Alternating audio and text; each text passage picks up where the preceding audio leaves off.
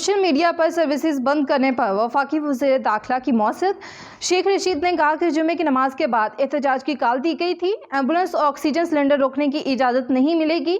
TLP को कदम करार दे दिया, तहलील भी कर दिया। उनके पासपोर्ट ब्लॉक और बैंक अकाउंट्स बंद करेंगे। और ये व्हाट्सएप और फेसबुक और इंस्टाग्राम इनको बंद किया क्योंकि इनकी कॉल ऐसी थी कि शायद ये जुमे के बाद निकलें।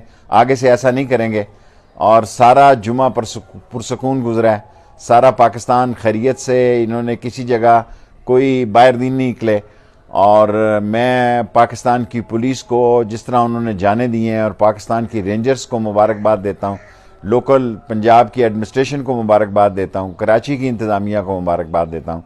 आज अल्लाह के फजलो करम से ये दहशतगर्द और इश्ताल अंगेज़ी फैलाने वाले और सोशल मीडिया के सारे मुल्क में बेचैनी और मुल्क में इंतशार फैलाने वाले लोगों को शिकस्त हो गई है।